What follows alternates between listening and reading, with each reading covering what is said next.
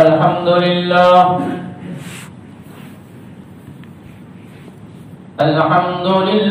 نحمده ونستعينه ونستغفره ونؤمن به ونتوكل عليه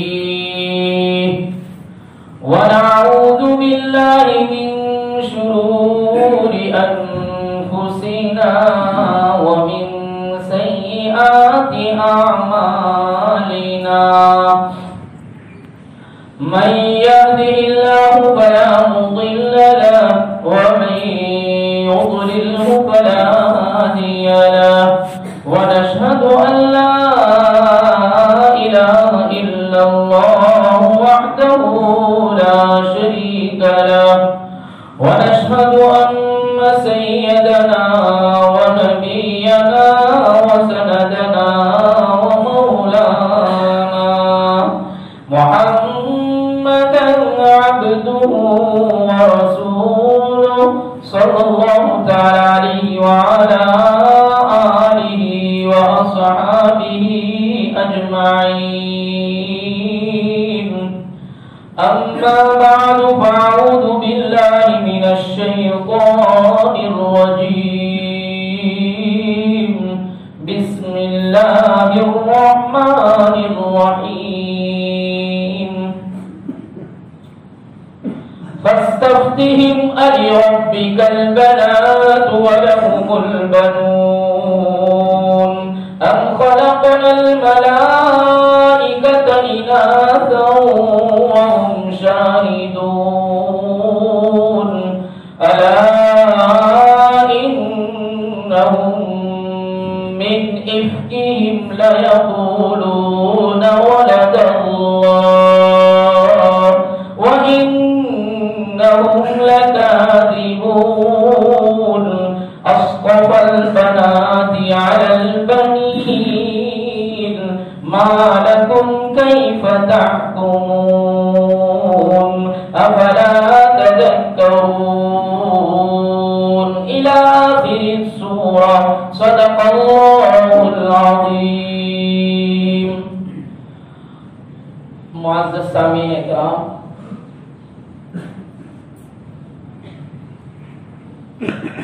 توحید اور رسالت کے بعد اللہ تبارک و تعالی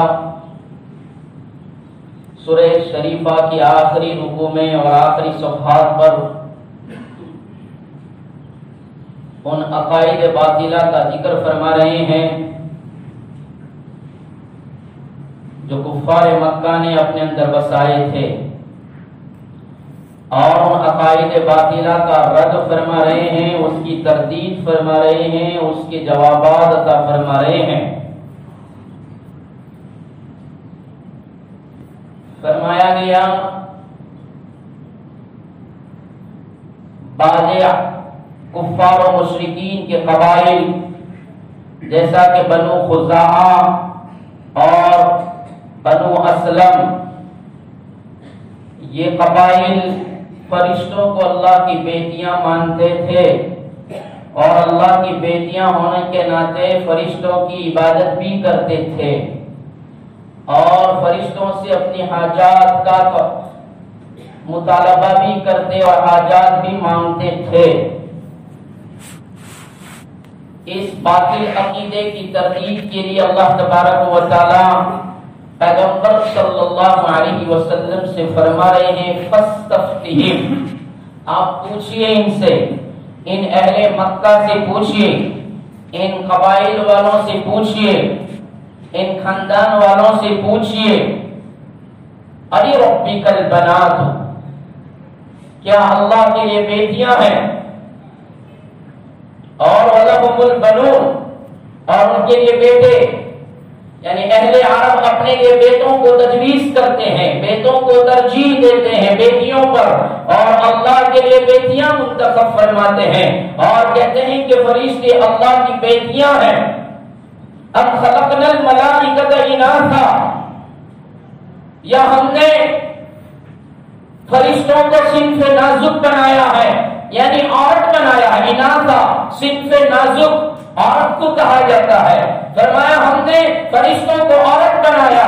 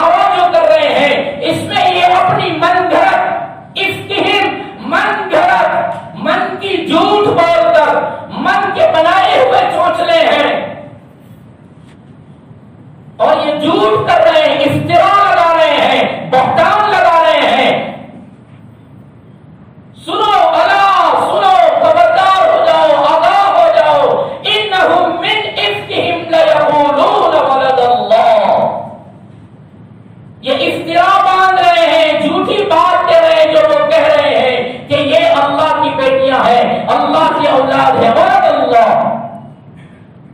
انہم لکاذبون، اس بات میں وہ سراسر جھوٹ بول رہے ہیں، صریح جھوٹ بول رہے ہیں۔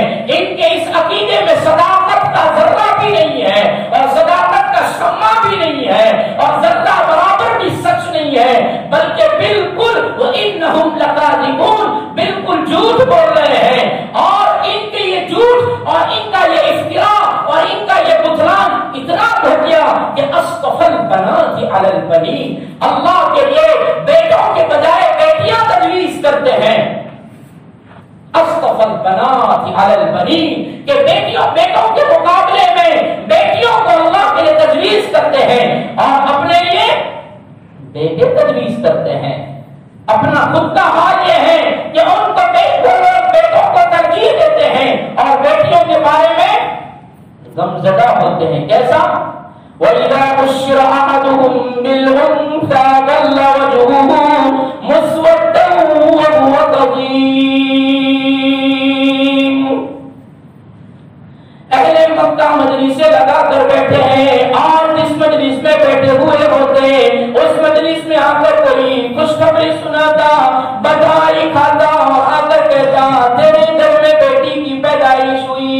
وَإِذَا بُشِّرَ، جب کہ خوشخبری دی جاتی ان میں سے کسی ایک کو مجلس میں بیٹھے ہیں جس کے گھر میں ولادت کا دین تھا، ولادت ہو گئی، بیٹی کا جنم ہوا، دوڑنے والا دوڑ کر آیا، مجلس میں آ کر اس کو خوشخبری سنائی اور کہا کہ تیرے گھر میں تو بیٹی پیدا ہوئی۔ واللہ وجہہ، اس کا چہرہ کالا پڑ جاتا، بیٹی کی خوشخبری سن کر اس کے چہرے پر سیاہی آ جاتی اور مجبور ہو جاتا، چہرہ اتر جاتا اور چہرے پر غمگینی کے بادل چھا جاتے۔ وَهُوَ كَظِيمٌ، اور وہ آنکھ بگولا ہو جاتا اور وہ غصے میں آ جاتا۔ کیا ہوا؟ کیسی خوشخبری سنانے آیا؟ بیٹا ہوتا خوشخبری سنانے آتا تو مزے آ جاتے، تجھے ہم بدائی میں کچھ انعام بھی دیتے، بدائی میں ہم تجھے خوش بھی کر دیتے، شیرینیاں بانٹتے، مٹھائیاں بانٹتے، کھجور کی تقسیم کی جاتی، اس لیے کہ سب سے پسندیدہ اگر کوئی چیز عرب میں ہوا کرتی تھی مٹھائی میں تو فرمایا کھجور ہوا کرتا تھا، ہم کھجور تقسیم کر دیتے، مجلس والوں کو بھی خوش کر دیتے، خوشخبری دینے والے کو بھی خوش کر دیا کرتے۔ لیکن تو نے تو کیسا ہمیں خوشخبری سنائی، غصے ہو گیا اور مجلس سے اٹھ کر چھپنے لگا، چھپ چھپا کرنے لگا، مجلس میں بھی نہیں آتا، باہر بھی نہیں نکلتا، گھر میں بیٹھا ہے اس وجہ سے کہ گھر میں تو بیٹی پیدا ہوئی۔ اپنے لیے تو اتنی آر سمجھتے ہیں بیٹی کو، اور اللہ کے لیے فرشتوں کو بیٹیاں ہی بنا دیا۔ یہ کہاں کا انصاف ہے؟ یہ کہاں کے عدل کی بات ہے؟ اتنی بے انصافی کی بات، اور اتنا چھپ چھپاؤ نہیں رکھتے بلکہ گونجتا رہتا اور سوچتا رہتا کہ کیا اس کو زندگی برداشت کرنے کے لیے زندہ رکھیں یا پھر اس کو ام یدسہ فی التراب، یا پھر اس کو مٹی کے حوالے کر دیں، اس کو دفن کر دیں، اس کو ختم کر دیں۔ یہ تو سوچتا رہتا۔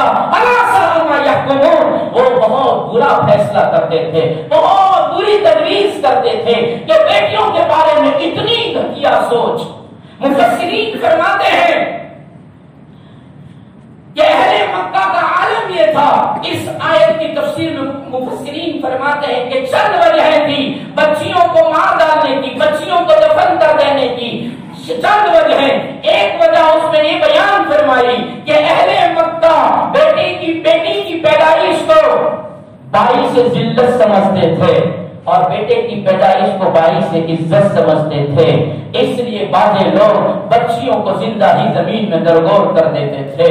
اور بعضوں نے فرمایا، بعض مفسرین ایک وجہ یہ بیان فرماتے ہیں کہ وہ بچیوں کو اس لیے زندہ درگور کر دیتے تھے کہ بچی کی پیدائش کو وہ غربت کا سبب سمجھتے تھے، کہ بچی کی پیدائش فقر و فاقہ اور غربت کی نشانی ہے، کہ بچی پیدا ہوتی ہے اس کو پوری زندگی دینا پڑتا ہے، بچی کما کر تھوڑی دیتی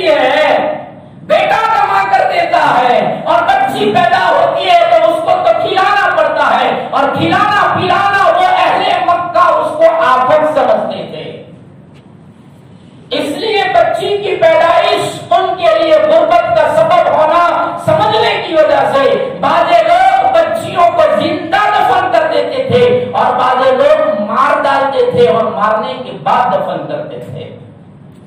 اور ایک وجہ یہ بیان فرمائی کہ ان کا جو باطل عقیدہ تھا کہ فرشتے اللہ کی بیٹیاں ہیں، اس لیے گھر میں بیٹی پیدا ہوتی تو وہ سمجھتے کہ بیٹی تو اللہ کی ہوتی ہے اور بیٹا ہمارا ہوتا ہے، اس لیے بیٹی کا جنم ہونا یہ تو اللہ کی امانت ہے، اس امانت کو اس کے حق والے تک پہنچانا چاہیے۔ اللہ کی ہے تو اللہ تک پہنچا دو اور اس کو زندہ زمین میں دفن کر دو تاکہ خیانت نہ ہو، اور اللہ کی امانت ہے اس لیے اس کو اس حوالے کر دو۔ اس لیے فرمایا، حدیث شریف میں بیان فرمایا گیا، ایک صحابی رضی اللہ عنہ نبی کریم صلی اللہ علیہ وسلم کی خدمت اقدس میں حاضر ہوئے اور خدمت میں آ کر فرما رہے ہیں، یا رسول اللہ صلی اللہ علیہ وسلم، زمانے جاہلیت میں ایک قصور ہوا، ایک بھول ہوئی،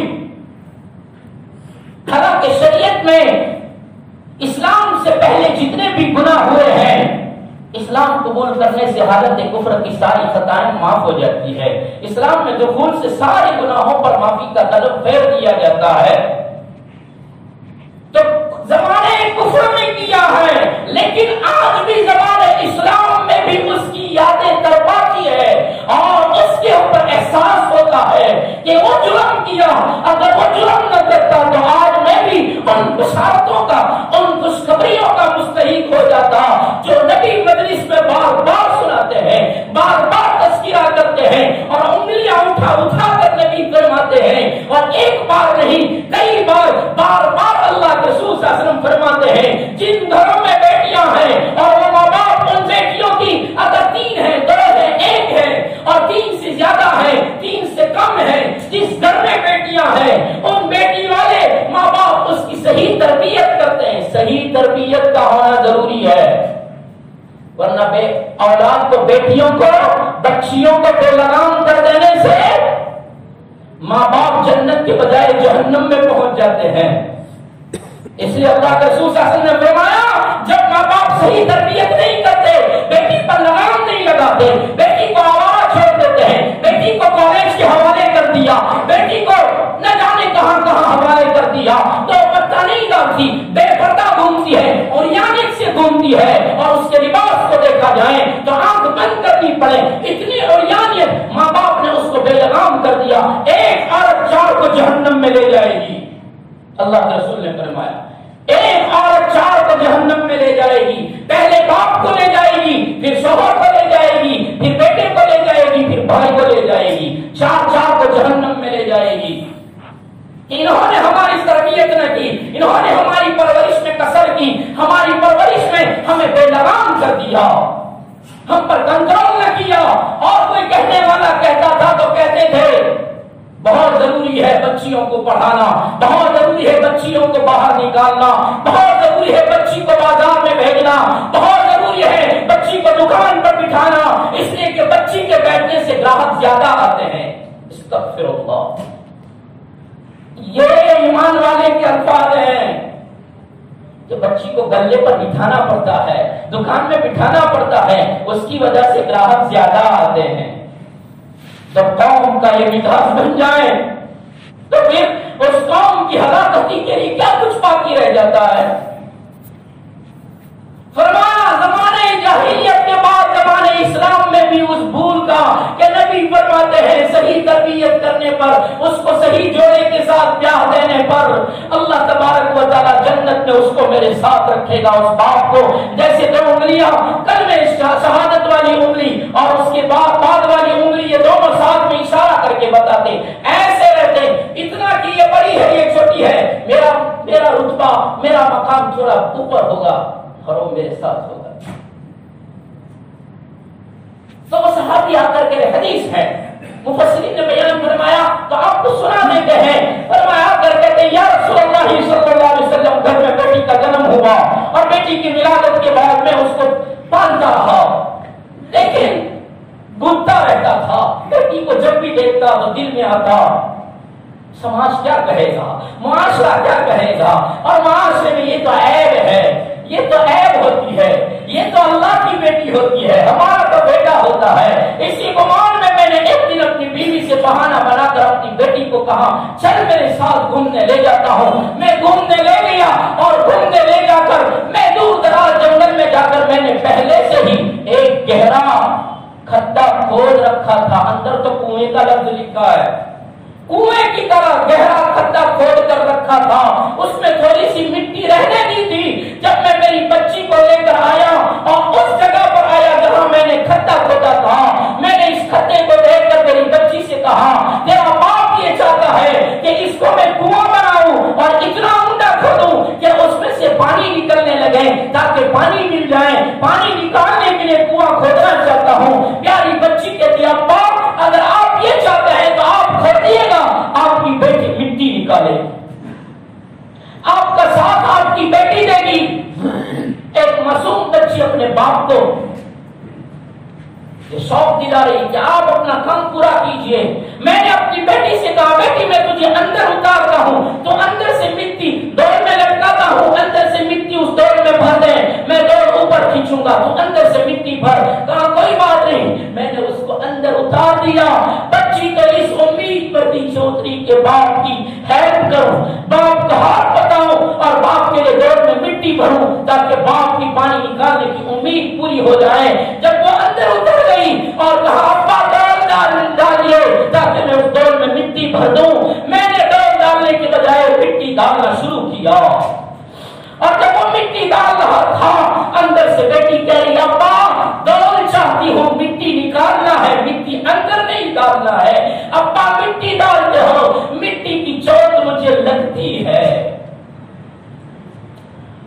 وہ صحابی روتے ہوئے فرما رہے, حدیث شریف میں آیا, مفتی عبدالرؤف صاحب سخروی دامت برکاتہم بھی لکھتے ہیں کہ وہ کہہ رہا ہے باپ نہیں تھا, پتھر تھا اندر. میں نے مٹی ڈالنا شروع کی, یہاں تک کہ مٹی ڈالتے ڈالتے میری بیٹی کی ٹخنوں تک مٹی آ گئی, گھٹنوں تک آ گئی, کمر تک آ گئی, سینے تک آ گئی, گلے تک آ گئی. اور گلے تک آنے پر بھی میری بچی چیختی رہی, چلاتی رہی, آواز دیتی رہی, لیکن میں نے نہ سنی. یہاں تک کہ میں نے ریت کا توڑا بنا دیا, ریت کا توڑا بنا دیا, ریت بنا دی اور اس کو برابر کر دیا, یہاں تک کہ وہ پوری کی پوری اس میں دب گئی. اور وہ چیخے مارتے مارتے دبنے کی وجہ سے اس کی سانس بھی بند ہو گئی اور اس کی آوازیں نکلنا بھی بند ہو گئی. اور میں یہ کر کے آ گیا. اللہ کے رسول صلی اللہ علیہ وسلم نے فرمایا ارے تو نے یہ تو تیرے اوپر افسوس ہے کہ تو نے یہ کیا حرکت کی, لیکن اسلام نے تیرے اس گناہ کو بھی مٹا دیا. استغفر بناتی حالت بنی. یہ انصاف ہے کہ اپنے لیے لڑکے پسند کرتے ہیں اور اللہ کے لیے لڑکیاں پسند کرتے ہیں. امام راضی رحمت اللہ علیہ تفسیر کبیر میں لکھتے ہیں, میں نے آگے بیان میں سنایا ہے لیکن آج تفسیر ہے, اس سے تفسیر کے حوالے سے سنا وہ بھی اللہ کا شکر ادا کریں کہ اللہ دوسری مرتبہ سننے کا موقع دے رہا ہے. جس نے نہیں سنا وہ سنے. امام راضی تفسیر کبیر لکھنے والے امام راضی رحمت اللہ علیہ اپنی تفسیر کبیر میں لکھتے ہیں عورتوں کو انسانیت نے, بیٹیوں کو انسانیت نے اتنا گرا دیا اور جن بیٹیوں کو اپنی نظروں میں گرایا ان کو اللہ کی بیٹیاں بنا دیا. بیٹیاں اللہ کے لیے تجویز کی اور اپنے لیے بیٹیوں کو آپ سمجھنے لگے. فی زماننا, ہمارے اس زمانے میں بھی ایسا ہی ہوتا ہے اور یہ سدھرے ہوئے سماج میں بھی ایسا ہے. ہاں یہ سدھرا ہوا سماج, اس میں بھی ہے بعض لوگ مشینری کے ذریعے سے دکھاتے ہیں کہ پیٹ میں بچی ہیں تو کلیتن کرا دیتے ہیں, اسکاٹ کرا دیتے ہیں کہ وہ آئے ہی نہیں, بچی نہیں چاہیے. بعض لوگ بچی کی پیدائش ہو جاتی ہے تو ان کا منہ بھی انہی کی طرح بن جاتا ہے جو اہل مکہ کا حال تھا کہ ان کا چہرہ بھی اتر جاتا ہے. دادا بھی خوش نہیں, دادی بھی خوش نہیں, ماں بھی خوش نہیں, باپ بھی خوش نہیں اور سب کے چہرے اترے ہوئے ہیں. لڑکا کیوں پیدا نہ ہوا, لڑکی کو کیا کرنا ہے, لڑکی کیا کرے گی, لڑکی کی کیا ضرورت تھی. آج بھی لوگ کتنے سماج میں رشتے ٹوٹے, طلاق ہوئی, وجہ پوچھی گئی تو بتایا تین دفعہ سے لڑکی پیدا ہو رہی ہے اس لیے طلاق دی گئی کہ تو صرف لڑکیاں ہی جنتی ہے. لڑکی لڑکے جننا اس کے قبضے میں تھوڑی ہے. یہ سدھرا ہوا 21ویں صدی کا معاشرہ بھی ایسا ہی کرتا ہے. قرآن اسی کو بیان کرتا ہے. اصطفى البنات علی البنین، اللہ کے لیے بیٹیاں تجویز کرتے ہو، اپنے لیے بیٹے تجویز کرتے ہو، اور بیٹے کی پیدائش پر جشن مناتے ہو، تقسیم کرتے ہو شیرینیاں، اور اس کے لیے بڑے بڑے دعوت کرتے ہو، عقیقے بھی کرتے ہو. بچی پیدا ہوئی تو کہتے اس کا کیا عقیقہ کرنا، عید بقرعید آئے گی تو حصہ ڈال دیں گے. نہیں، قرآن کہتا ہے ایسا نہ کرو. امام راضی رحمت اللہ علیہ فرماتے ہیں ایک آدمی کی شادی ہونے کے بعد اس کے گھر اللہ نے ہر سال بیٹی دی. پہلے سال بیٹی، دوسرے سال بیٹی، تیسرے سال بیٹی، چوتھے سال بیٹی، پانچویں سال بیٹی، چھٹے سال بیٹی، ساتویں سال امید سے رہی تو شوہر کہتا ہے اس مرتبہ اگر تیرے پیٹ سے بچی پیدا ہوئی تو تجھے بھی ذبح کر دوں گا، اس چھے کو بھی ذبح کر دوں گا. کتنی بیٹیاں، ایک تو بیٹا دے.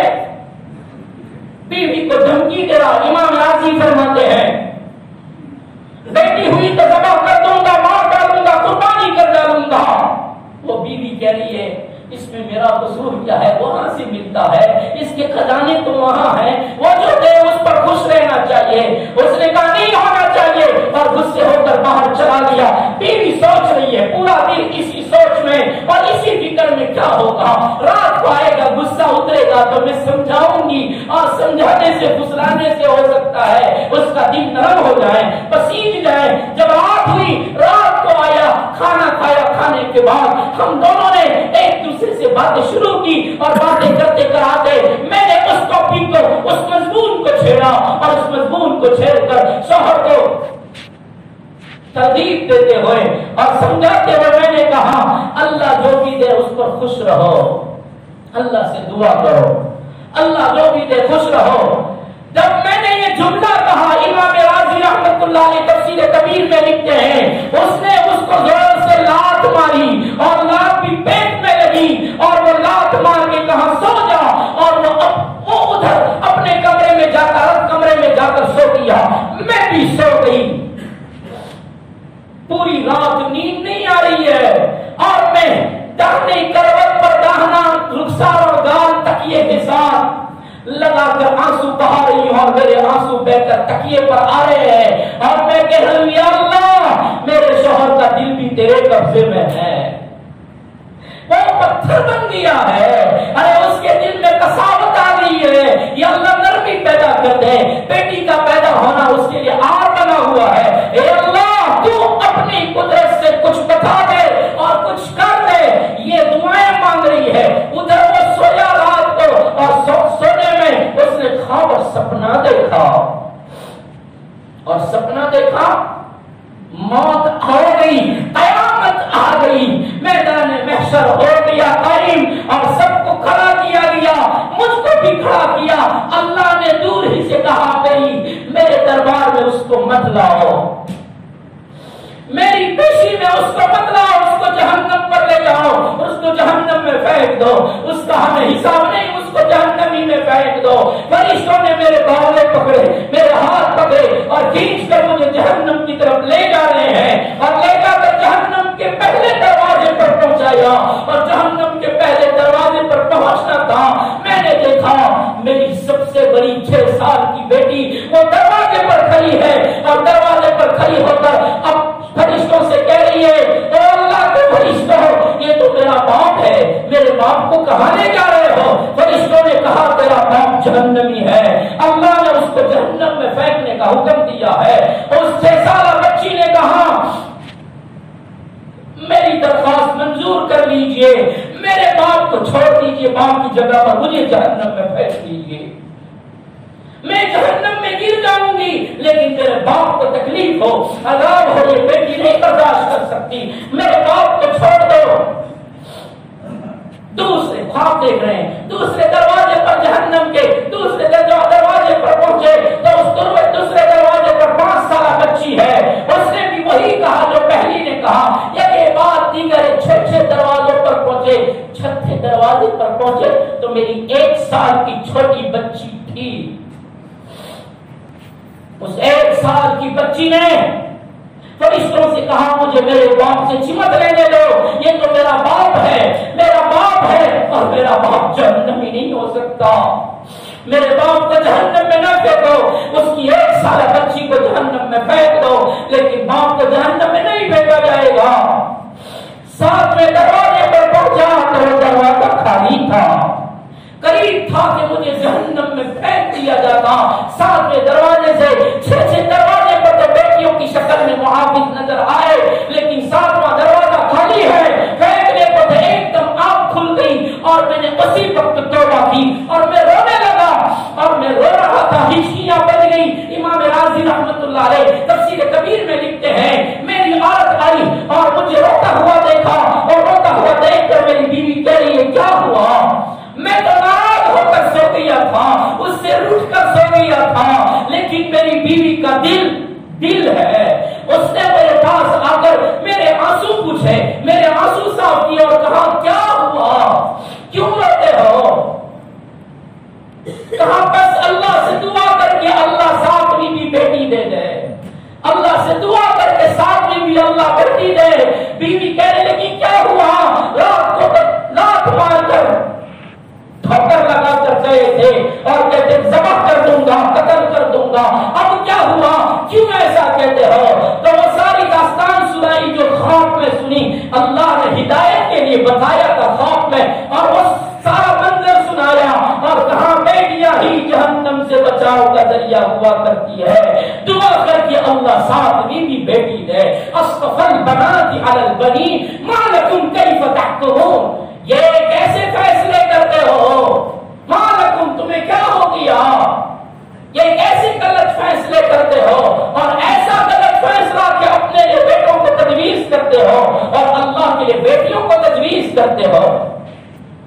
اور ایک بات سناتے ہوئے سنایا گیا، انشاءاللہ آج ترجمہ کر کے سورت پوری کر دیں گے، لیکن جو مفسرین نے اصطفى البنات على البنين ما لكم كيف تحكمون افلا تذكرون، کیا سوچتے نہیں ہو؟ میرے معاشرے کو بھی یہ پیغام ہے، میرے سماج کو بھی یہ پیغام دیتا ہے کہ بیٹیوں سے نفرتیں نہ کرو، بیٹیوں کی پیدائش پر منہ مت چڑھاؤ اور منہ کالا مت کرو، اور کسی سے چھپنے کی ضرورت نہیں ہے۔ بیٹی کی پیدا ہونے پر سینہ تان کر کہو کہ ہم بیٹی کے باپ بنے ہیں۔ ایک صحابی رضی اللہ عنہ اپنی سرگزشت سناتے ہوئے فرما رہے ہیں، میں اللہ کے رسول صلی اللہ علیہ وسلم کے پاس پہنچا، جا کر کہا یا رسول اللہ بہت بڑا گناہ ہو گیا، بہت بڑا جرم ہو گیا، بہت بڑا پاپ ہو گیا ہے۔ اللہ کے رسول صلی اللہ علیہ وسلم نے فرمایا کیا گناہ کیا، کیا پاپ کیا کہ اتنے آگ بگولے ہو گئے ہو، ہوش کھو بیٹھے ہو، کیا ہوا، کیوں اتنا چلاتے ہو؟ تو صحابی فرما رہے یا رسول اللہ گناہ تو زمانے جاہلیت میں ہوا تھا، لیکن آج اس کی یاد نے ایسا دکھایا کہ جیسے آج کیا ہے۔ کیا ہوا، کون سا گناہ؟ یا رسول اللہ صلی اللہ علیہ وسلم میں نے اپنے ہاتھ سے اپنی بیٹی کو زندہ درگور کر دیا تھا، وہ یاد آ گیا۔ اللہ کے رسول صلی اللہ علیہ وسلم نے فرمایا تجھے ترس نہیں آیا، تجھے دیا اور رحم نہیں آئی اس معصومہ پر، اس سننی منی پر تجھے دیا اور رحم نہیں آیا؟ فرمایا یا رسول اللہ کیا کرتا، افسر کا حکم تھا، سردار کا حکم تھا، ابو جہل کا حکم تھا، اور ابو جہل کے حکم پر کوئی اپنی بیٹی کو زندہ نہیں رکھتا تھا، جس گھر میں بھی بیٹی پیدا ہوتی تھی اس کا گلا دبا دیتی یا زندہ درگور کر دیتے، کوئی گلا دبا کر مار کر دفن کرتا تھا اور کوئی زندہ ہی کھڈا کھود کر دفن کر دیتا تھا۔ میرے گھر میں 14 سال کے بعد بیٹی آئی، 14 سال کے بعد کوئی اولاد، 14 سال تک کوئی اولاد ہی نہیں تھی، 14 سال کے بعد اولاد ہوئی اور وہ بیٹی کی شکل میں ہوئی۔ میری بیوی نے بچی کو دیکھ کر میری طرف دیکھ کر آنسو بہاتے ہوئے کہا بیٹی ہوئی ہے لیکن اس کو دفن مت کرنا، اس کو مارنا مت، اس کو قتل مت کرنا۔ میں نے میری بیوی کو ڈھارس بندھائی اور میں نے میری بیوی کو تسلی دی اور کہا کوئی بات نہیں کریں گے، ہم چھپے چھپائے اس کی پرورش کرتے رہے یہاں تک کہ 2 سال کی ہو گئی، لیکن کسی نے ابو جہل کو خبر دے دی اور جاسوسی کر دی کہ فلانے کے گھر میں بیٹی ہے۔ مجھے مکہ کے بیچ چوراہے پر چوک پر مجھے روکا اور میرا گریبان پیچھے سے پکڑا اور گریبان پکڑ کر ابو جہل نے مجھے تانا دیا، مجھے گالیاں دی، مجھ سے جھگڑا کیا اور اس کو یہ حکم دیا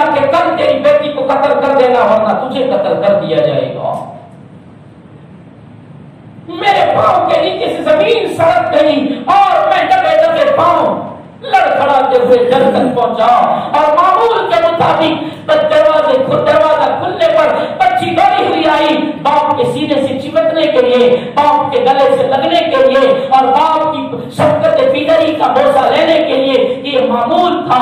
14 سال کے بعد جس گھر میں بیٹی آئی ہو وہ ماں باپ بھی خوشیوں کا جانتے ہیں کہ خوشیاں کیا ہوتی ہے۔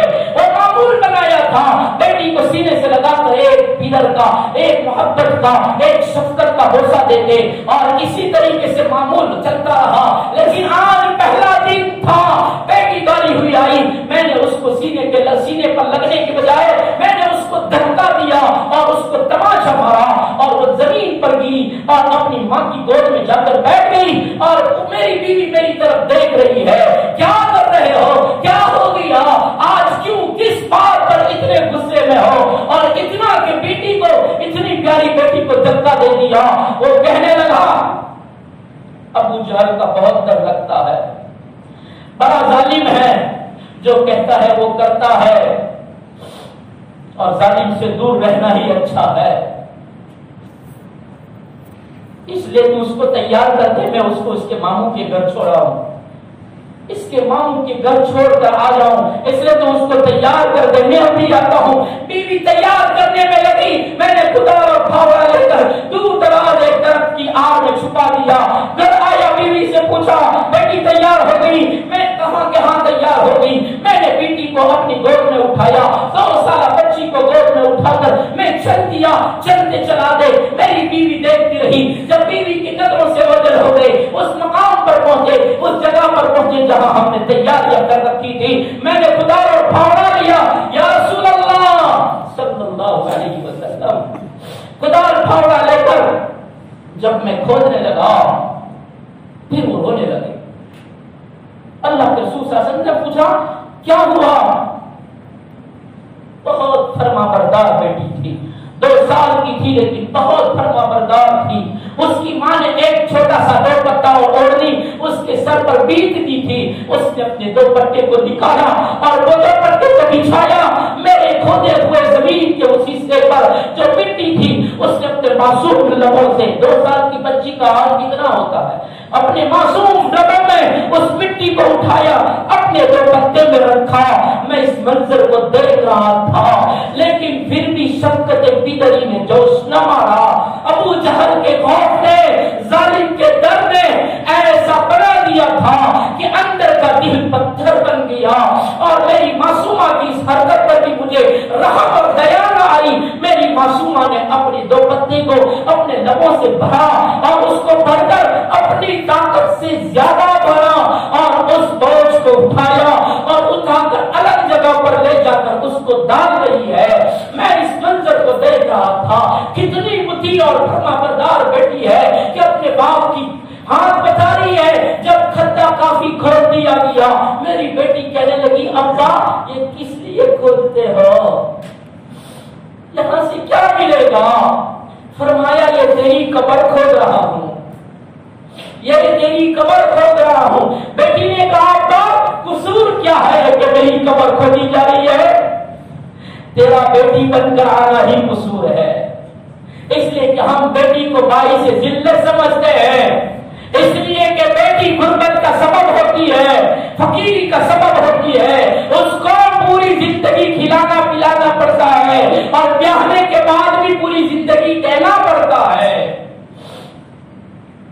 اور تیسرا عقیدہ کہ فرشتے اللہ کی بیٹیاں ہیں اور بیٹیاں تو اللہ کی ہوا کرتی ہے اور تو اللہ کی بیٹی، تجھے اللہ کے پاس جانا ہے، ہمارے تو بیٹے ہوتے ہیں۔ تو اس بیٹی نے کہا ابا اگر آپ مجھے قتل کرنا ہی چاہتے تھے تو گھر پر بتا دیتے تاکہ میں آخری مرتبہ ماں کو جی بھر کر دیکھ کر سلام کہہ دیتی اور ماں کو سلام کہہ کر آ جاتی۔ اتنا امی سے چھپایا اور ماں جانے گی، میری ماں جانے گی تو اس پر کیا گزرے گی؟ آپ یہ بھی نہیں سوچتے، چپ کر کے میں نے اور تماشا مارا۔ معصوم بچی نے اپنے لبوں کو دبا دیا، اپنی زبان کو گونگی کر دیا اور منظر دیکھتی رہی۔ میں نے کھٹا صاف کیا اور اپنی بیٹی کے ہاتھ پکڑ کر جب اندر ڈالنے لگا تو میری معصومہ نے پھر زبان کھولی اور کہا ابا چھوڑ دو، مرتبہ چھوڑ دو. اگر میرا آپ کے گھر پر رہنا آپ کو تنگ کر رہا ہے تو میں قسم کھاتی ہوں کہ آپ کے گھر پر کبھی نہیں آؤں گی. مکہ کی گلیوں میں گزر کر دن راتیں کاٹ لوں گی, زندگی گزار لوں گی, لیکن کبھی آپ کو چہرہ بھی نہیں دکھاؤں گی, کبھی آپ کی دہلیز پر آپ کے دروازے پر نہیں آؤں گی. لیکن ایک مرتبہ معاف کر دو, ایک مرتبہ رحم کھا لو. میں نے رحم نہ کھایا, اس کو اندر ڈالا, اندر ڈال کر میں نے اس کو مٹی کے حوالے کیا. وہ چیختی رہی, چلاتی رہی, نہیں سنا. میں نے اس کو دفن کر دیا. رات ہوئی, رات تو سویا. یا رسول اللہ صلی اللہ علیہ وسلم, داستان اس لیے سنا رہا ہوں کہ سمجھ میں آ گیا کہ ہمارا عقیدہ باطل تھا کہ ہم اللہ کے لیے بیٹیاں تجویز کرتے تھے, اپنے لیے بیٹوں کو تجویز کرتے تھے. اللہ کے رسول صلی اللہ علیہ وسلم بھی رونے لگے, اللہ کے رسول صلی اللہ علیہ وسلم کی آنکھوں میں سے بھی آنسو گرنے لگے. اور پھر فرمایا, یا رسول اللہ آگے بات سنیے. بات یہ ہے کہ گھر آ کر سویا, ابھی تو آنکھ لگی اور میری بیٹی سپنے میں خواب میں آئی اور کہا, ابا میری وجہ سے آپ کو اللہ کی یہاں عذاب ہوگا. آنکھ کھل گئی. یا رسول اللہ 40 راتیں ہو گئی تھی, 40 راتیں, اور 40 راتوں میں کبھی نیند نہیں آئی. آنکھ لگتی وہ آ جاتی, نیند اڑ جاتی. 40 راتوں سے نہیں سویا ہوں. اب فکر اس بات کی ہے, اگر آپ کا مذہب اسلام قبول کرنے سے چھٹکارا ہوتا ہے اور میرا یہ گناہ معاف ہوتا ہے تو میں اسلام پڑھنے اور اسلام قبول کرنے کے لیے تیار ہوں. اللہ کے رسول صلی اللہ علیہ وسلم نے فرمایا, سچے دل سے کلمہ پڑھو, اللہ تمہارے سارے گناہ معاف کر دے گا. یہاں تک کہ اتنا گناہ جرم بھی اللہ معاف کر دے گا. وہ کلمہ پڑھ کر صحابی بن گئے. یہ قصہ انہوں نے اسلام کے بعد بھی اللہ کے رسول صلی اللہ علیہ وسلم کو سنایا.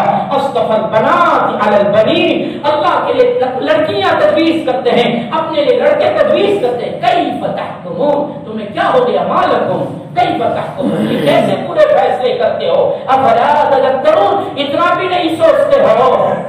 ام لکم سلطان مبین, پھر اللہ کہتا ہے تمہارے اس باطل عقیدے پر اگر تمہارے پاس کوئی کھلی ہوئی دلیل ہے, کوئی نشانی ہے, تو ام لکم سلطان مبین فاتوا بکتابکم ان کنتم صادقین. اگر تمہارے پاس کوئی دلیل ہے, کوئی کتاب ہے کہ کسی کتاب میں لکھا ہو کہ فرشتے اللہ کی بیٹیاں ہیں اور ہمارے یہ بیٹے ہیں, تو لے کر آؤ. اگر تم سچے ہو تو وہ کتاب لے کر آؤ. لیکن وہ کہاں سے لاتے, ان کے پاس کہاں کوئی دلیل تھی. یہ تو اپنے عقیدے بنائے تھے, اپنی مانیتا بنا دی تھی, اپنا رواج بنا دیا تھا, غلط رواج کو دین سمجھا. جیسے آج امت غلط رواجوں کو دین سمجھتی ہے اور اس کو دین سمجھ کر کرتی ہے, اور اگر کوئی سمجھاتا ہے تو اس سمجھانے والے کو پاگل سمجھتے ہیں. کہ ہم تو باپ داداؤں سے ہوتا چلا رہا ہے اور یہ نئے نئے مولسم آئے, نئے نئے عالم آئے, نئے نئے مولوی آئے, وہ نئی نئی باتیں بتاتے ہیں اور کہتے ہیں کہ اس کو بند کرو. یہ غلط رواج غلط ہوتے ہیں اور اس کو سدھارنے کے لیے اگر کوئی ہمیں نصیحت کرے تو اس کو صدق دل سے قبول کر کے اس کا احسان مانو کہ ہمیں صحیح راستہ بتا رہا ہے.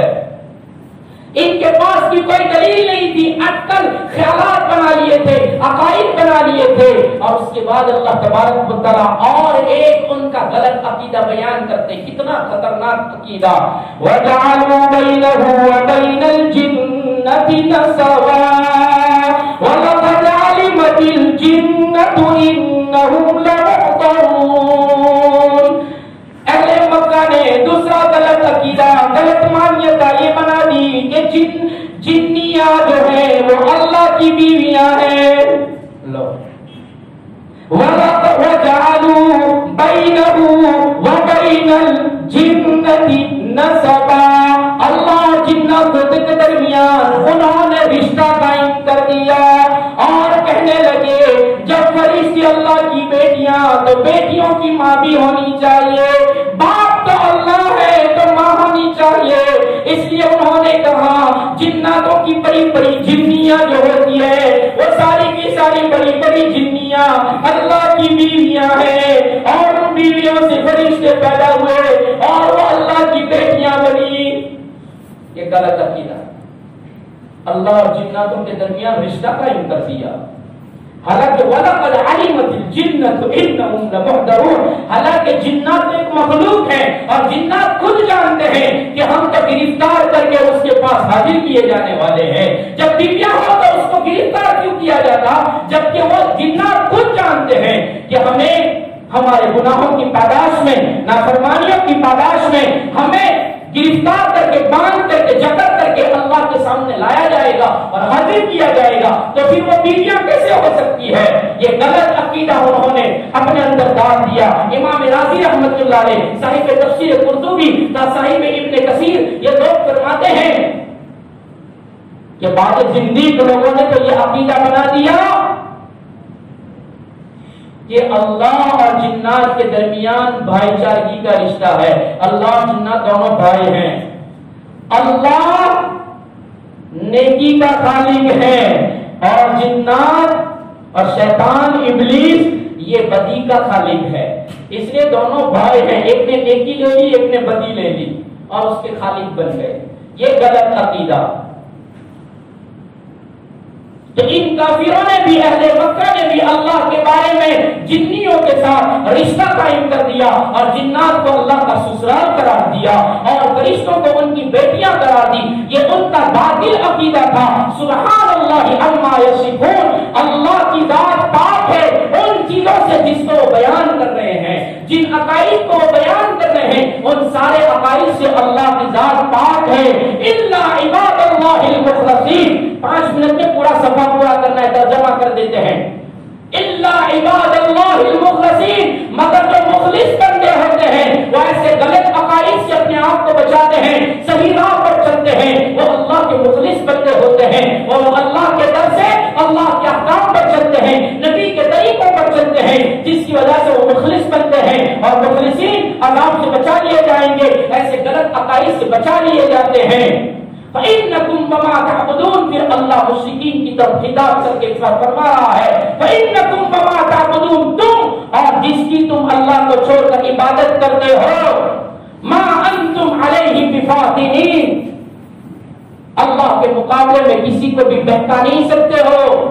جو میرے مخلص بندے ہوتے ہیں ان کو تم بہکا نہیں سکتے، تم بھی اور جن کی تم عبادت کرتے ہو وہ معبودان باطلہ بھی میرے مخلصین بندوں کو کبھی بہکا نہیں سکتے۔ ہاں الا من هو صال الجحیم، جو جہنم والے ہیں وہ تمہاری باتوں میں آ سکتے ہیں، تمہارے پھسلانے پر پھسل سکتے ہیں اور تمہاری باتوں میں آ کر وہ جہنم والے ہیں، اس لیے تمہارے باطل عقیدوں کو اپنے اندر اتار لیتے ہیں اور وہ بھی سب کے ہانکے کی طرح وہ بھی ہانکتے ہیں اور پھر وہ بھی میلاد بھی مناتے ہیں اور پھر وہ تاجیہ بھی مناتے ہیں اور وہ بازاروں پر بھی جاتے ہیں اور وہ بھی کرتے ہیں اور پھر قبرستان میں تختیاں بھی لگاتے ہیں اور بڑی بڑی تختیاں لگا کر مانتے بھی نہیں اور اس کو فخر سمجھتے ہیں۔ یہ تو وہ لوگ ہیں جو تمہارے بہکاوے میں آ جاتے ہیں، ورنہ جو ہوتے ہیں مخلص بندے ان کو اشارہ کر دیا جاتا ہے، اس پر عمل کرتے ہیں کہ بھائی ہماری قبروں پر تختیاں نہیں ہونی چاہیے، یہ وقف کی ملکت ہے، کسی کی ملکیت نہیں ہے، یہ قبر میں سونے والا اس کا مالک نہیں بنتا ہے، اس لیے اس کی قبر پر تختہ نہیں ہونا چاہیے، اس کی قبر کے اوپر پکی اینٹیں نہیں ہونی چاہیے۔ وہ اس کو سمجھتے ہیں الا من هو صال الجحیم، جو جہنم والے ہوتے ہیں وہ تمہارے بہکاوے میں آ جاتے ہیں۔ وَمَا مِنَّا إِلَّا لَهُ مَقَامٌ مَعْلُومٌ، اس کے بعد فرشتے خود بیان کر رہے ہیں، جن فرشتوں کو بیٹیاں قرار دیا تھا وہ فرشتے اب خود بیان کر رہے ہیں۔ اب تک تو اللہ تردید کر رہا تھا، ان آیتوں میں فرشتے تردید کرتے ہوئے کہہ رہے ہیں وَمَا مِنَّا إِلَّا لَهُ مَقَامٌ مَعْلُومٌ، اللہ نے ہمارے لیے مقام اور مرتبے متعین کر دیے ہیں، ہم اس سے ذرا بھی آگے نہیں بڑھ سکتے۔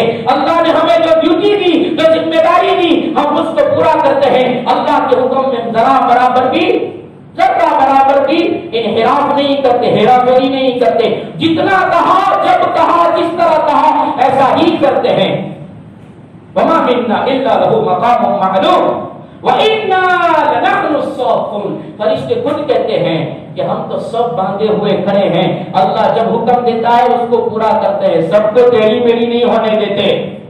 پھر سے صفوں والی بات آئی، اب آج وہ نہیں کرتے ہیں اس لیے کہ بہت کہا ہے، تو فرشتے خود کہہ رہے ہیں ہمیں تو سب پہ کھڑا کیا ہے، اب سب باندھ کر کھڑے ہیں، اللہ کا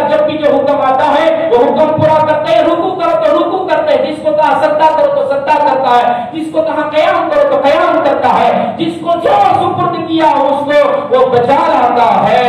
وَإِنَّا لَنَحْنُ الْمُسَبِّحُونَ، اور ہم تو اس کی تسبیح کرتے ہیں، اس کی پاکی بیان کرتے ہیں، ہم اس کی بیٹیاں نہیں ہیں، وہ تو احد ہے، صمد ہے، لم یلد ولم یولد ہے، ولم یکن لہ کفوا احد ہے، نہ بیٹا نہ بیٹی نہ ماں نہ باپ، کوئی رشتہ اس کا نہیں ہے، وہ تو صمد ہے، اکیلا ہے اور بے نیاز ہے، اس کو اولاد کی ضرورت نہیں ہے۔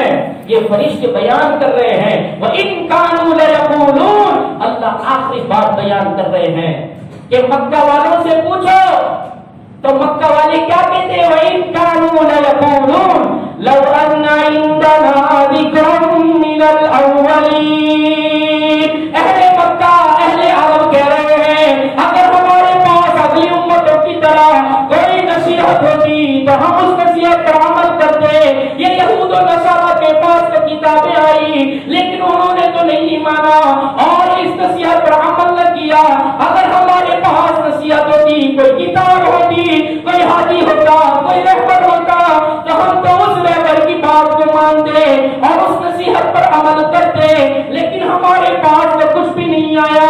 کیوں؟ اس لیے کہ بنی اسرائیل کے جتنے انبیاء آئے وہ حضرت اسحاق علیہ السلام کی اولاد سے ہیں، اور بنی اسرائیل یہود و نصارہ حضرت عیسیٰ تک سارے یہود و نصارہ، تو ان کے پاس تو کتابیں آئی لیکن انہوں نے کتاب پر عمل نہیں کیا۔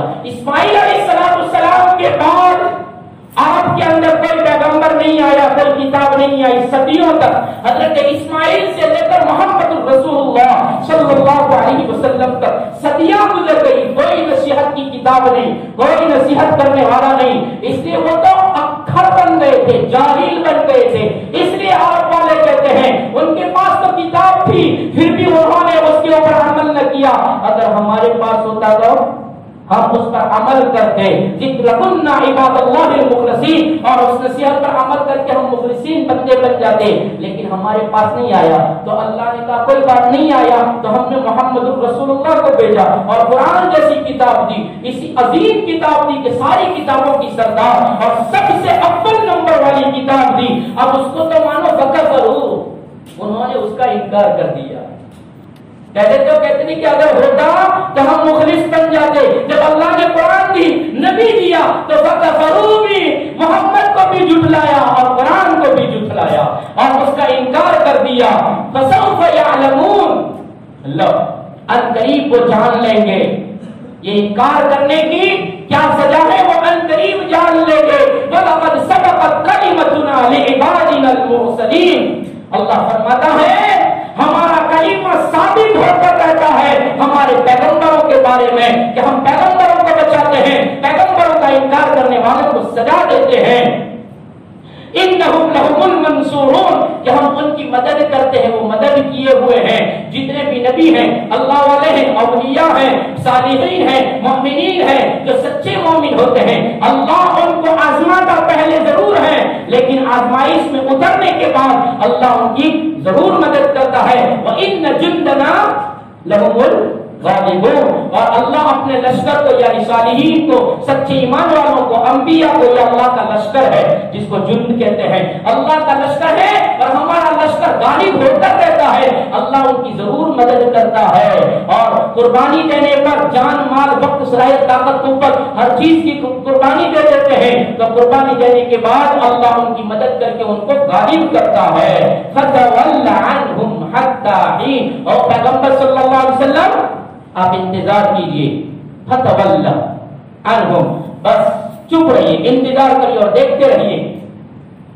فَسَوْفَ يُبْصِرُونَ، اور وہ بھی دیکھتے ہیں کہ ہم کیا کرتے ہیں، ان کی نافرمانیوں کے نتیجے میں کیا کرتے ہیں۔ أَفَبِعَذَابِنَا يَسْتَعْجِلُونَ، جس عذاب کا وہ مطالبہ کرتے ہیں اور کہہ رہے ہیں کہ کیا عذاب لیا، جس عذاب کی تو باتیں کرتا ہے، جیسے اگلی قوموں نے مطالبے کیے تھے، تو بس انتظار کر۔ فَإِذَا نَزَلَ بِسَاحَتِهِمْ فَسَاءَ صَبَاحُ الْمُنذَرِينَ، اور جب ان کی صحن میں اتر جاتے ہیں، یعنی اللہ کا عذاب جب صحن میں اتر جاتے ہیں، اتر جاتا ہے تو ڈرائے ہوا کی صبح بہت بری ہوا کرتی ہے، اور اکثر قوموں کو اللہ نے صبح صبح کے وقت میں عذاب دیا ہے، ان کو بھی پتہ چل جائے گا اور اللہ نے خیبر کے موقع پر اللہ کے رسول صلی اللہ علیہ وسلم خیبر میں گئے صحابہ کو لے کر، اور صبح کا وقت تھا، فجر کے بعد کا وقت تھا، خیبر میں پہنچے۔ خیبر والے اپنے ہلوں کو لے کر اپنی کاشتکاری کے لیے اپنے کھیتوں میں جا رہے تھے، انہوں نے دیکھا تو کہنے لگے یہ تو محمد ہے۔ خیبر والے یہودیوں نے دیکھا تو کہنے لگے یہ تو محمد اور اس کا لشکر ہے۔ اللہ کے رسول صلی اللہ علیہ وسلم نے فرمایا ہاں یہ محمد بن عبداللہ محمد رسول اللہ ہے اور یہ میرے اصحاب ہیں، اور بڑی بری صبح ہوتی ہے ترائے ہوں کی۔ اللہ کے رسول نے بھی یہ جملہ کہا، بڑی بری صبح ہوتی ہے ترائے ہوں کی، اور پھر ان سے جہاد ہوا اور خیبر کو فتح کیا، خیبر کے مال غنیمت کو فتح کیا، خیبر والوں کو نکال دیا۔ اللہ نے یہ فتح دی، اور اللہ تبارک و تعالی نے یہ صبح میں کیا تھا، جیسے کہ اگلی قوموں کو بھی اللہ نے صبح میں ڈرائے ہوں کو سجا دی تھی۔ وَتَوَلَّ عَنْهُمْ حَتَّى حِينٍ وَأَبْصِرْ فَسَوْفَ يُبْصِرُونَ۔ اللہ پھر کہہ رہا ہے انتظار کر، دیکھتا ہے ہم کیا کرتے ہیں، ہمارے کرشموں کو دیکھا کر، اور وہ بھی دیکھیں گے۔ یہ سارا منظر دکھایا اللہ نے، اور وہ لوگ جو کہتے تھے کہ نہیں کریں گے ان کو بھی اللہ نے اپنے حبیب صلی اللہ علیہ وسلم کے دامن میں پہنچایا، ایمان میں قبول کیا، اور جنہوں نے انکار کیا اور نہیں مانے اللہ نے ان کو عذاب کے ذریعے سے ختم کیا۔ پھر اللہ ساری سورت کا نچوڑ بیان فرما رہا ہے، سبحان ربک رب العزت عما یصفون وسلام علی المرسلین والحمد للہ رب العالمین۔ پوری سورت کا نچوڑ خلاصہ اللہ نے ان 3 آیتوں میں بیان فرمایا، اور کہا اور نبی جی ربی کا تیرا رب تمام کی تمام عزتوں کا مالک ہے، اور وہ عزت و جلالت پاک ہے ان چیزوں سے عما یصفون جس کو یہ لوگ بیان کرتے ہیں۔ وسلام علی المرسلین، پھر اخیر میں سارے نبیوں پر جنہوں نے حلال برداشت کیے اور قوم کی طرف سے آنے والی ایذاؤں کو برداشت کیا، اللہ تبارک و تعالیٰ فرما رہے ہیں سارے کے سارے ان پر سلام بھیجو، سلام علی المرسلین، سارے نبیوں پر اللہ کی سلام ہو، والحمد للہ رب العالمین، تمام تعریفیں اس رب کے لیے ہیں جو سارے جہانوں کو پالنے والا ہے۔ اللہ کے رسول صلی اللہ علیہ وسلم نے فرمایا یہ 3 آخری آیتیں ہیں، ان آیتوں کو جب اپنی مجلس میں بیٹھے ہو، مجلس ختم ہو تو مجلس کے اختتام پر 3 آیتوں کو پڑھ لیا کرو، اور اس کے ساتھ سبحان اللہ و بحمدہ، سبحانک اللہم و بحمدک، استغفرک و اتوب الیک۔ ایک ہو تو متکلم کے لیے، بہت سارے ہو تو نستغفرک وَأَتُوبُ إِلَيْهِ، یہ دعا پڑھا کرو مجلس میں جو کچھ بھی گناہ ہوئے ہیں، جو کچھ بھی لغزشیں ہوئی، ان دعاؤں کے ذریعے سے اس کا کفارہ ادا ہو جائے گا۔ اور فرمایا ہر نماز کے بعد 3 مرتبہ یہ آیتیں پڑھ لیا کرو، سبحان ربک رب العزت عما یصفون وسلام علی المرسلین والحمد للہ رب العالمین۔ ہر نماز کے بعد یہ 3 آیتیں پڑھ لیا کرو، جو پڑھتا ہے وہ پورے پیمانہ بھرا ہوا اللہ اس کو اجر دیتا ہے، اور کم سے کم 1 مرتبہ تو پڑھ ہی لیا کرو۔ یہ سورہ صافات کی تفسیر تھی جس کو ہم نے پورا مہینہ 29 دن تک سنا، اور اللہ تبارک و تعالیٰ نے اس کے فضل سے کہلوایا، اور آپ لوگوں نے اسی کے فضل سے سنا ہے۔ سننے والوں کے لیے مبارکبادی ہے کہ اللہ نے قرآن سنوایا، یہ مہینہ تو ایسے بھی پورا ہوا، سنا کر بھی پورا ہوا، نہ سنا ان کا بھی پورا ہوا، لیکن مبارک ہے وہ لوگ جنہوں نے پابندی کے ساتھ سنا۔ اللہ تعالیٰ ہمیں سننے سے زیادہ عمل کی توفیق عطا فرمائے۔ اب تک چاند ہو کے نہ ہو تفسیر نہیں ہوگی، اور ایک اعلان یہ کہ اگر آج چاند ہو یا کل چاند ہو، فجر کی نماز وہی وقت جو ابھی ہے، اس لیے کہ جلدی رکھا ہے 7 بجے، جب رکھا ہے عید کی نماز کا وقت 7 بجے بیان اور 7:15 بجے نماز ہو جائے گی، اس لیے وقت زیادہ نہیں رہتا نماز کے بعد، اس لیے وہی وقت رکھا جو بھی رمضان میں چلتا ہے، یعنی 4:50 کو اذان ہوگی اور 5:05 کو جماعت ہوگی، تاکہ لوگوں کو غسل کرنے میں گھر جا کر آسانی رہے تیاریاں کرنے کی۔ اس لیے عید کے دن یہی وقت رہے گا جو ابھی ہے۔ اللہ ہم سب کو کہنے سننے سے زیادہ عمل کی توفیق عطا فرمائے۔ درود شریف پڑھ لیا جائے۔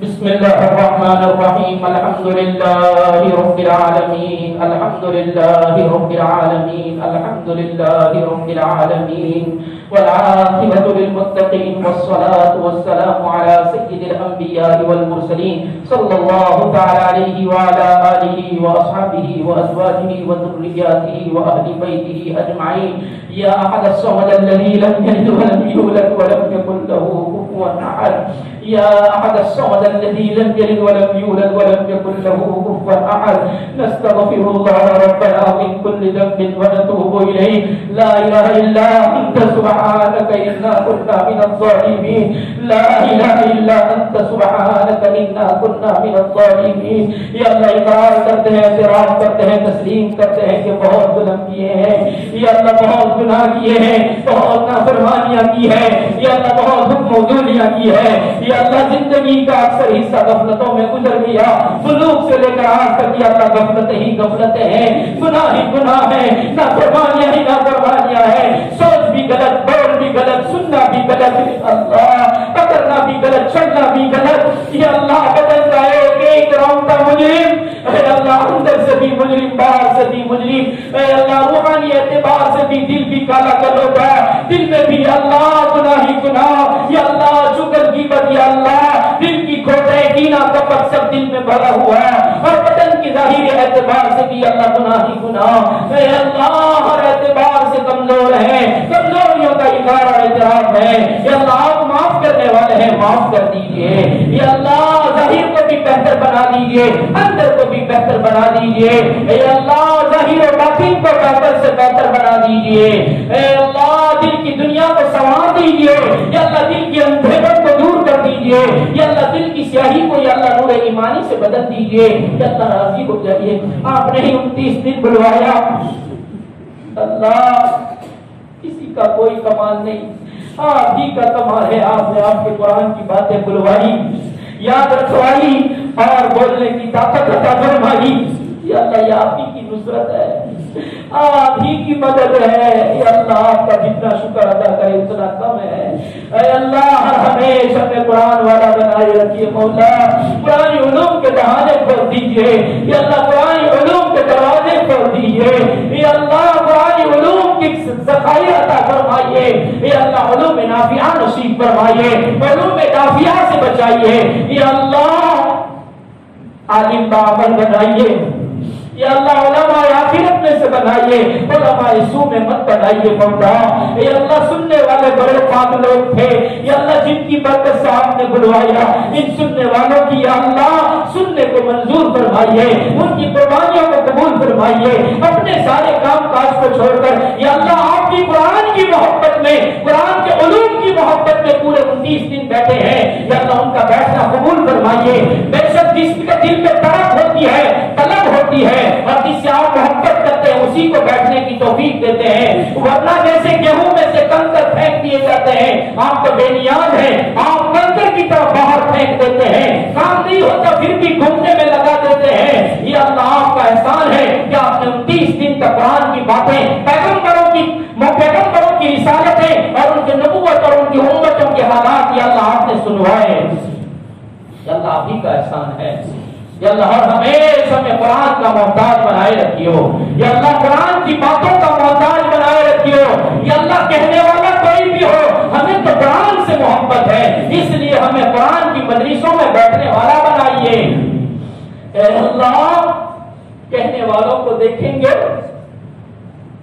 مولا کبھی کام نہیں بن سکتا یا اللہ کس کی باتیں کہی جا رہی ہے اس کو دیکھ کر ہمیں مدرسوں کا عادی بنا دیجئے اے اللہ قرآن آپ نے جو دیا صرف اس کو یاد کر لینا کمال نہیں ہے مولا اس کو یاد کر کے اس کے معنی کو سمجھنا اور اس کے معنی کو سمجھ کر اس پر عمل کرنا اصل مقصود ہے یا اللہ ہمیں عمل والی زندگی عطا فرما دیجئے اے اللہ اخلاص للہیت دے دیجئے اے اللہ اخلاص للہیت دے دیجئے تقوی دے دیجئے آپ کا خوف آپ کا دھیان دے دیجئے یا اللہ ریاکاری سے پوری پوری حفاظت فرمائیے کہنے سننے میں کمی بیشیاں ہوئی ہے اے اللہ کمی بیشیوں کو معاف فرما دیجئے یا اللہ آپ اپنی شان کے مطابق اس کو قبول فرمائیے اور ہماری مغفرت کا ذریعہ بنا دیجئے ہمارے ماں باپ کی روحوں تک اس کا ثواب پہنچائیے یا اللہ ان کی آنسوؤں نے ان کی راتوں کے بل بلانے کہ ہمارے راتوں کو اٹھ اٹھ کر بل بلائے تھے اور ہمارے لیے روئے تھے